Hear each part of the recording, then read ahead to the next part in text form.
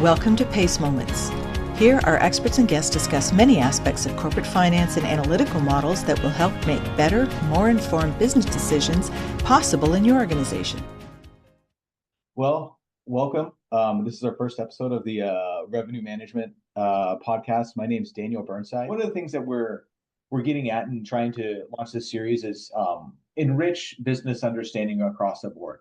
And we're looking at this from first principles. So looking at when a company first starts. So when starting a business, one of the topmost priorities is to understand if it's going to be profitable. Today, we're going to explore one half of that equation, and the half that I think is often more difficult to understand. Costs can be wrangled together, and you can figure out fixed and variable costs with little effort for most small businesses. However, it is the revenue portion that feels like this big, ambiguous unknown, which will ultimately determine if it is worth attempting your venture or not.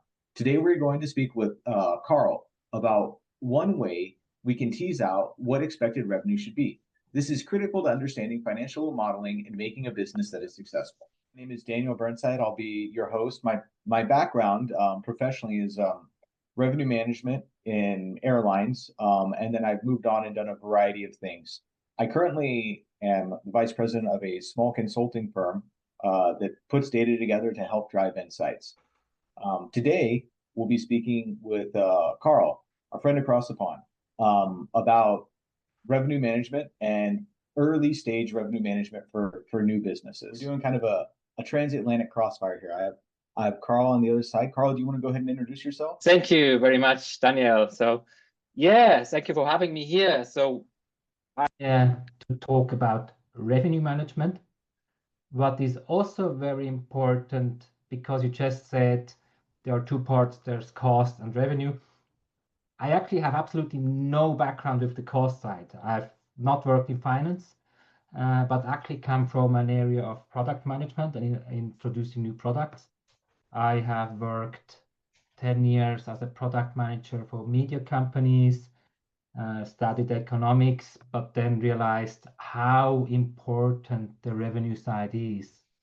So I then transferred to telecommunications, where I worked as a pricing specialist and followed that up with, again, working in media companies where I was responsible for revenue steering. What strikes me most is that we have very sophisticated models on the cost side, because I believe like the data is there. On the revenue side, then many just listen to sales, or we can charge so much, or product where the competition is charging this price. But the holistic target of revenue is to achieve the maximum, which means you really need to pull all the levers, understand what are the customers willing to pay, what is the offering, the customer offering, the competition offering the offer, competition charging for the offer, but also what is attractive for you to offer from the profitability side. So you still, again, need to consider your costs. I think like a brief background on myself, I started my career doing revenue management at an airline and then have done a lot of things since then. And I think, Karl, while we were kind of talking about setting this up, we mentioned, beginning from like first principles, where revenue management comes from and what portion it is. So I think maybe to start off, Karl, do you want to talk about what the first thing you think about when asking yourself if a business venture is worth taking on? So unlike many of the finance professionals, I come from a very different area. I actually started my career in product management, transferred always more into pricing, and now in the realm of revenue management. Why is that? I always felt like in the area of product management, that was a lot about customer, and to make really good decisions, that was very important to connect what the customer wants with the money those customers are willing to pay. So coming back to your previous question, what I look for if I work with a business in the beginning is, are they solving a real problem? Is there an identifiable customer segment willing to pay something for this problem. And if those two things are given and the total addressable market is big enough, my question is a company capable of bringing a solution to this problem that is scalable? Does that make sense? Makes total sense. So let's double tap a little bit into the willingness to pay from a strategic standpoint. How could you gather information on if someone would be willing to pay for your product or service? So that's a very interesting question. And funny enough, I said I always came like from a different environment. Already when I made my studies, I actually made studies about pricing. So in 2009, I worked for a media company and studied economics next to it. And as part of that, I made a market research on how much customers would be willing to pay for an offerings. Back then, we had a print offering and we had new digital advertising offerings. And I made a huge market research with all the customers from my then company, asking how much they would pay for additional advertisement. Funny enough, I got the conclusion that they would be willing to pay more if in combination of print and online advertising, they get more value. Back then I thought, oh, wow, that's like an amazing outcome. The market research is really valuable. Today, I know there's actually a very simple concept to assess this kind of willingness to pay, which is called the jobs to be done theory. Jobs to be done theory, you observe what is the problem people are trying to solve. You look the solution they are applying today without your product, and then you, by observing them, estimate what are they paying today to get the solution. And then the willingness to pay would be, then you look how much they pay today, and then if your product makes it better or easier, that's how you can extract maximum value. Like one thing that's hitting the marketplace now is ChatGPT is clearly replacing Google for people's search and for looking for things. And like if you think about it, the job to be done was a question that someone was asking. Like, hey, I need to know like how big was the velociraptor, or some question. That's the job to be done. And as ChatGPT replaces that, they've actually found, I mean, in the Google model, I never paid anything for Google, someone else paid. And they were able to extract that, like, hey, users are willing to pay like roughly $25 a month for this service. And if they want to get the super research, it's like a couple hundred. Yeah, this is an amazing example. So actually with jobs to be done theory, you can actually really see the excellent value of all the new AI tools. So if you look at what all the AI tools bring and why they will create so much value is the jobs they are replacing.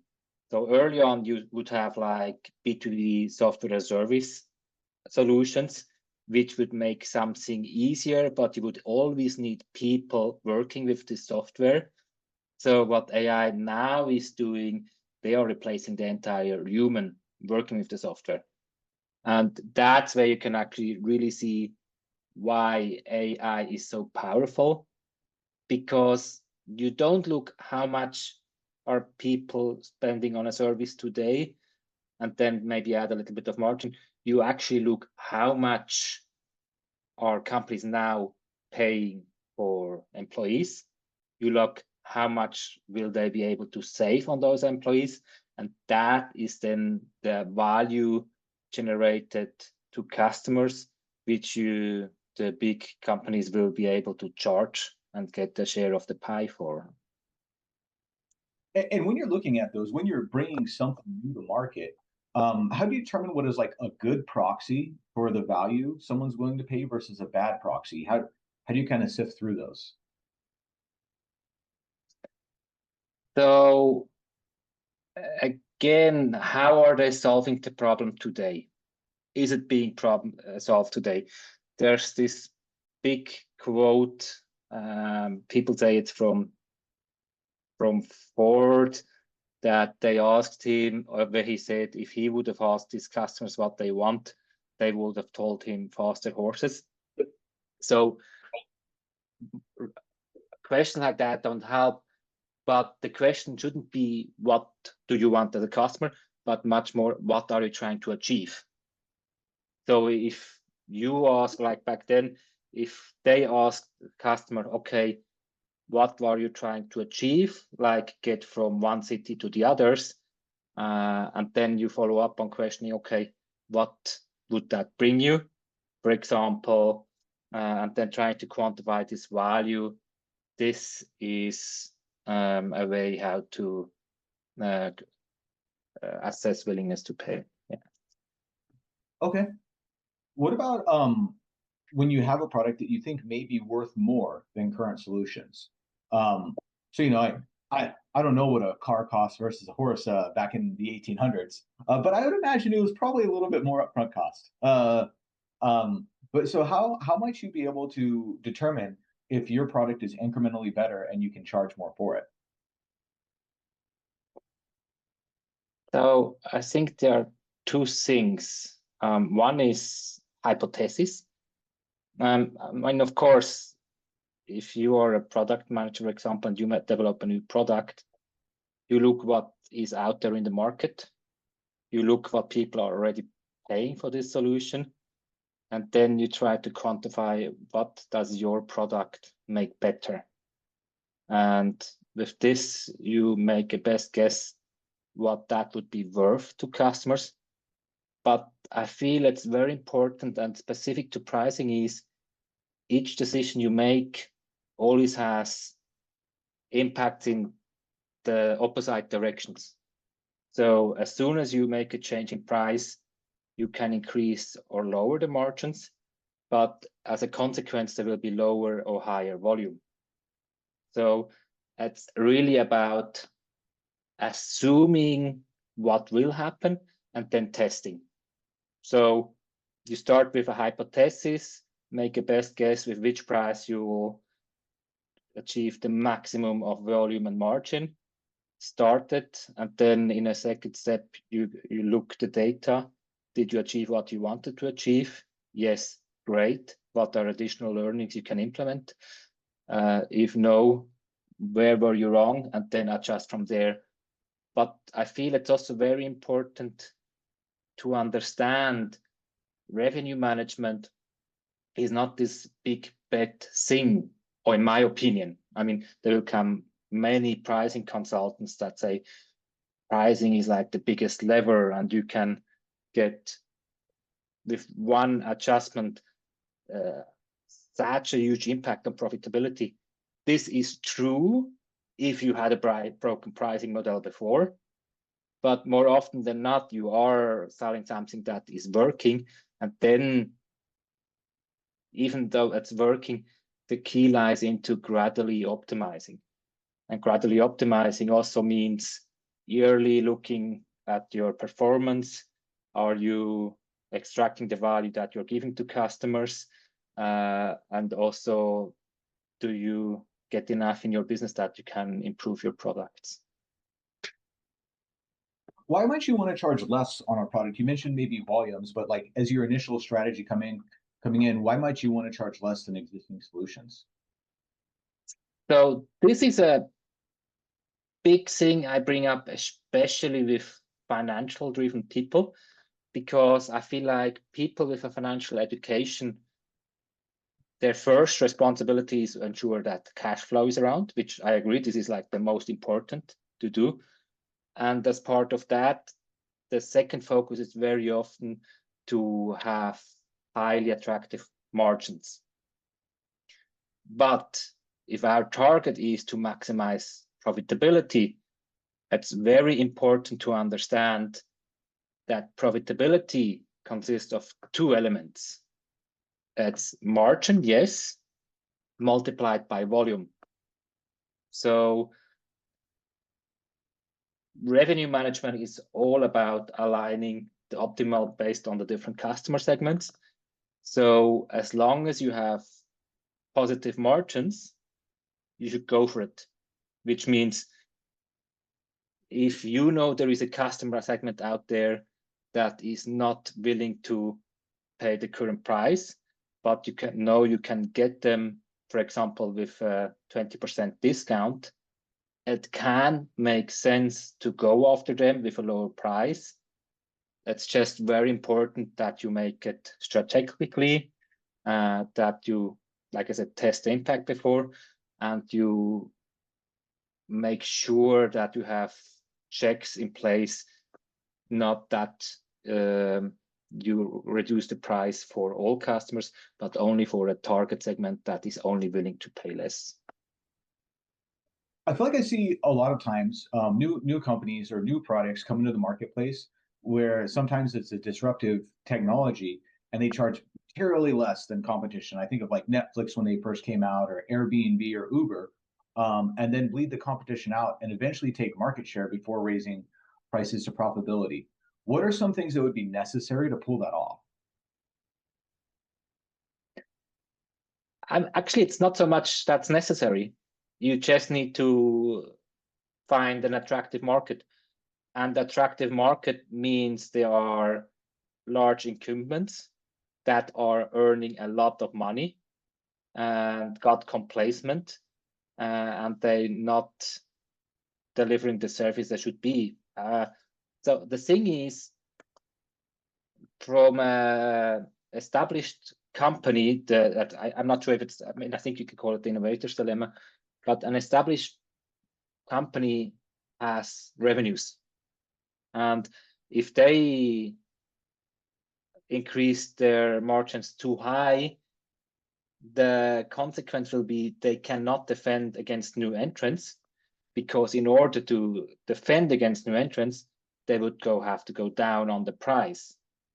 And the consequence for those companies would be they would lose a lot of revenues. So if you want to disrupt the market, look at the industry with established players are so profitable that they are not caring about the entry segment, and you can go in there. Having said that, I do feel like in the past, big companies have grown aware of this situation, and they have started really also innovating on the low end, working with new brands, working with startups. So it's really just look at the market where the entry segment is not addressed by the existing players. Okay. Now that you have kind of like some of that idea, you're thinking about the existing players.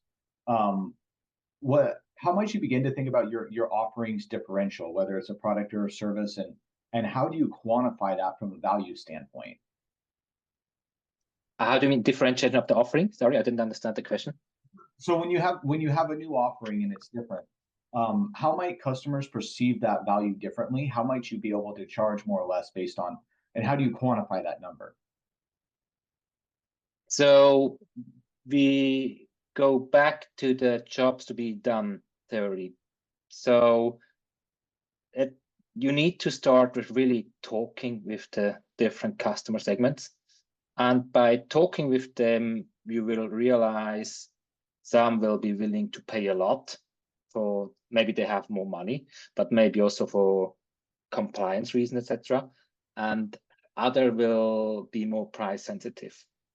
So once you understand what the price sensitivity is for those different customers, you need to further, and again, it all happens through really talking with the customer, understanding where they are coming from, what are their needs. So once you know what their needs, you need to make your offerings in a way, in a packaging way, that you give all the valuable things to the customer that is willing to pay much, but at the same time make a low-priced offering. But there you keep some elements outside, which you know is not that important for the customer. But very important, you need to differentiate, so you maximize your value from the money you get from the customers. And at the same time, you need to also package your offerings differently so that the high-paying customers doesn't buy your low price product. So how would you determine how many customers are available to sell to? I think, I mean, then again, how do you know how many customers are available, right? I mean, you talk about the total addressable market. There are a lot of statistics, but I also feel like this is a lot about storytelling. So, I mean, how much is available? That's important if you talk with investors and you want to show a story how they can quadruple the investment in the next 3 years, which is nice. I mean, it gives a taste of what is the total potential, but it's also always important to make the cross checks from the bottom up. So one is think, what do you think is possible? But the other thing is really looking at which are those customers, in which over which channels can you reach them. And once you know which channels you can reach them, then you really need to create your acquisition plan. Like, in which channel do you find which customers, how big is their potential, how much do you pay to win each customer? And based on that, you start to build up a bottom-up planning. And then again, start a hypothesis. From the finance side, I think very important is to make the overall planning and then look together with sales and PM if they can really push it out into the market. Okay. How do you approximate how much of a market is currently being served if there's underserved customers or untapped demand?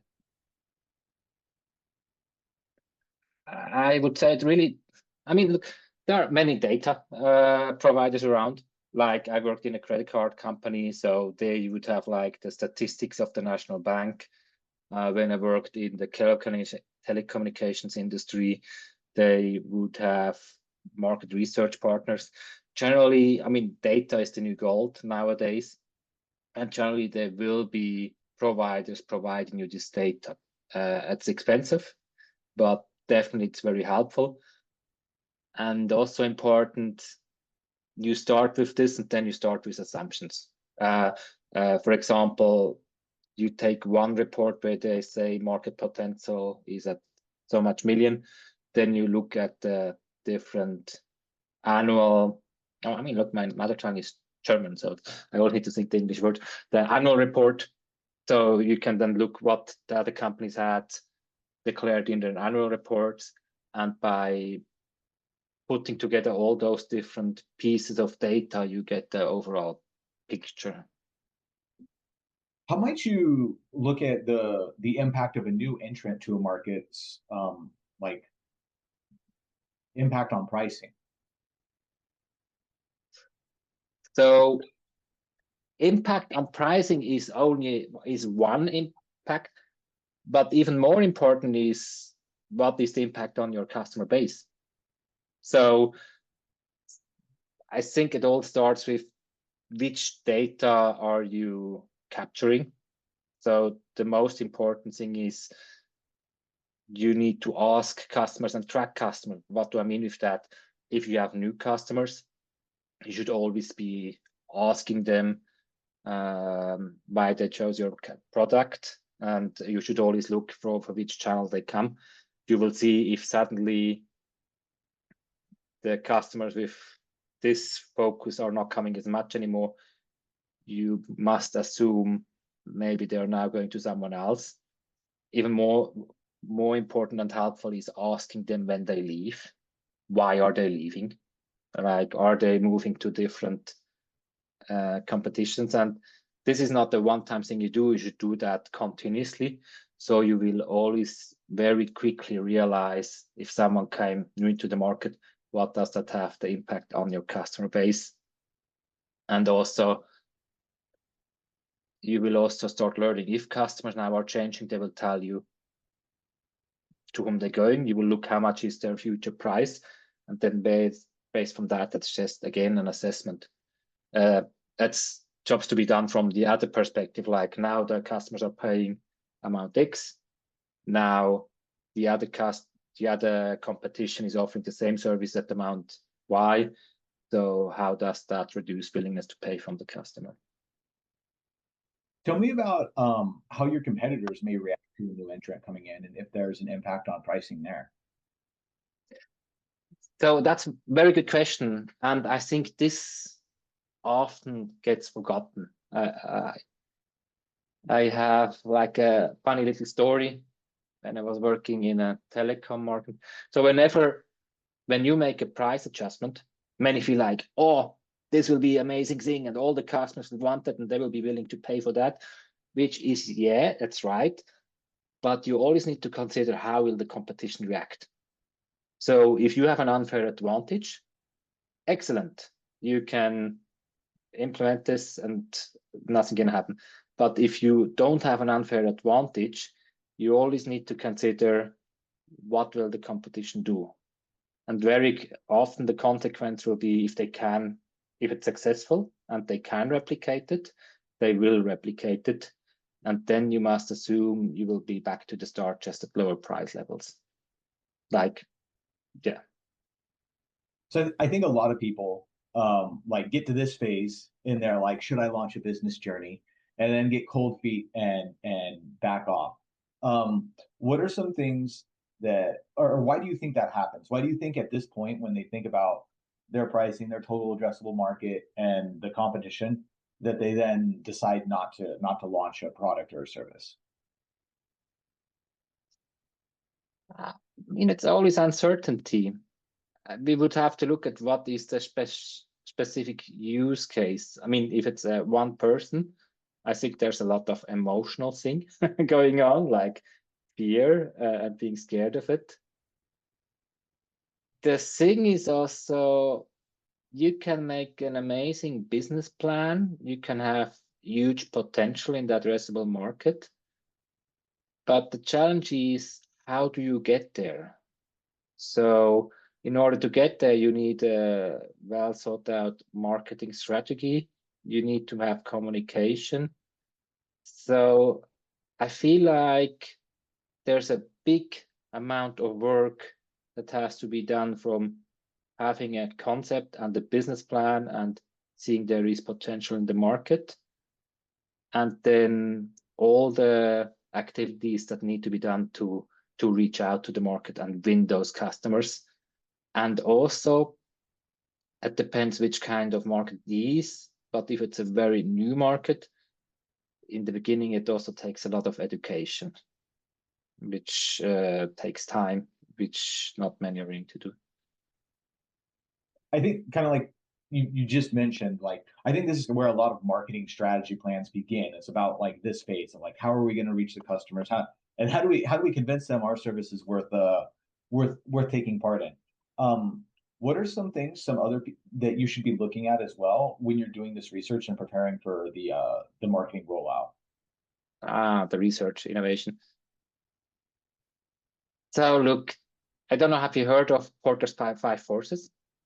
So it's a way to assess if a market is attractive, and attractiveness is not just the customers. So if you have a new service, you look at the 5P. Not sure if I'm going to be able to tell them at once, the first thinking, but you want to look at the forces of your suppliers, at the power of your suppliers. You want to look at the power of your customers again, of course. You want to look at the power of your competition, how much market they have, how much market power they have. And you also want to look at what is the power of substitute products. Like maybe you have a great idea, but maybe there are other alternatives that are not exactly the same, but much cheaper. So I'm not sure if I'm answering the question like that, but 4 to 5 forces would be interesting. I think in the end, it's just a matter of personal risk appetite and how much money you have to invest and how strong you believe in it and which data is available that you can justify it. So as you craft your offering, are there pivot points you should be looking for where maybe you should alter something? I think you should always be considering to alter your offer. I mean, so the question is, pivoting, of course, pivoting is a huge. I think important thing is, are you improving? So I think you should continuously be talking with potential customers. And there should be this feedback loop, which with every talk with the customer, you realize something new, how you can improve your service, how you can improve your product. And as such, you should then also get positive feedbacks on new customers and also how much they're willing to pay. I think considering a pivot, you should consider a pivot if you realize you're not progressing. If you're talking with customers and nobody's willing to buy anything from you, but they also can't give you feedback on what's missing with what you could improve to add value. There, I think, would be a situation where you are not finding a proper market, or I mean, they say product market fit. So as long as you feel you can improve with the feedback from customers, carry on. And otherwise, you need to maybe challenge the fundamentals. So once you've decided you have a viable product and you have a viable offering you're going to bring to market, and you know how large your total addressable market is, and you know what price you're going to charge, how might you project to your first year?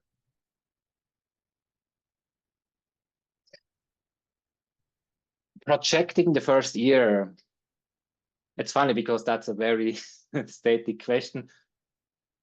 I think you have a hypothesis. I think, I mean, how much do you project the first year? I think it's more important to monthly, especially if it's the first year, check, are you aligned? And are you aligned? I'd also think it's dangerous to project revenues, because revenues can mean anything. I don't know, have you read the book Lean Startup? No. No. So they have this interesting concept about innovation accounting. So if you talk about projection on just revenues, it can go good a lot. Innovation accounting is all about, does the product solve the problem of the customers? And you can see that with adoption rate, how much do people use it? Are the customers doing what it's meant to do? And those are KPIs you can track very early on. So you'll see very early on if the customers will use it.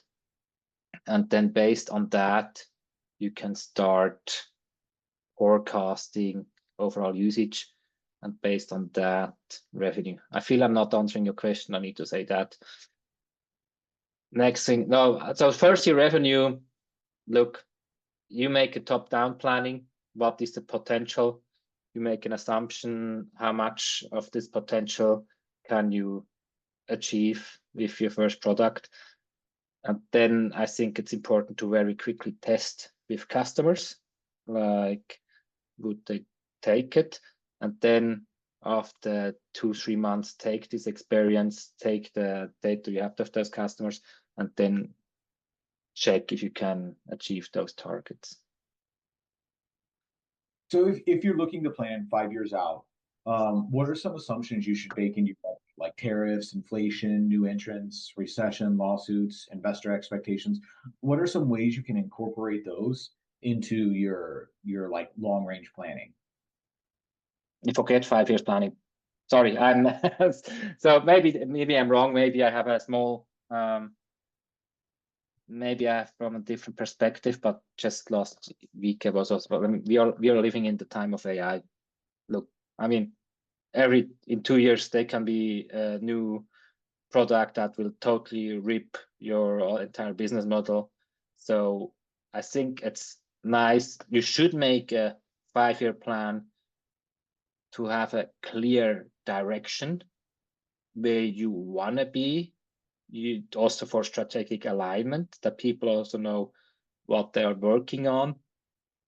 But if it really comes to detailed numbers, it's really, you need to work hard on your next year plan. What are you trying to achieve? because chances are that within a year things will look very differently, and quite likely in a year you'll have to look at the numbers again. You'll have to be like, okay, this was our plan, 5-year plan last year. These were our assumptions last year. This has changed in this current year. How does that change our hypothesis for the future? And with this changed hypothesis, how are you now going to attack the next year? I do need to say on this area though, my background is making products, optimizing pricing, making revenues. 5-year planning and those kind of things would be in a different domain of financial planning analysts, which is not my core domain. So how often do you think people should go back and compare to the plan? You mentioned like annually. Do you think annual is the best frequency to assess how well the product is doing? Now it should be rolling, in my opinion. So, but again, I mean, the companies I worked, they were like with 1,000 people. So I don't know what is feasible for really big companies. So I don't know. That always depends on where you're coming from. But with how quick markets are changing today, but also with the tools we have today, the target should be an ongoing forecast. Like every month, look where we are standing. Are we hitting the targets? Great. If you are deviations, no matter what, if they're positive or negative, why are there deviations? Always learn and always adapt the business. Awesome. Well, this has been super helpful, Karl. Thank you for hopping on and doing some transatlantic crossfire here. Appreciate it. Thank you for all the listeners of the first Revenue Management Podcast. Thank you very much, Daniel. Very nice having talked with you. Thank you for listening to our PACE Moments podcast. To learn more about profitability analytics, check out the PACE website, join one of PACE's interest groups, and follow PACE on LinkedIn and YouTube. Thank you.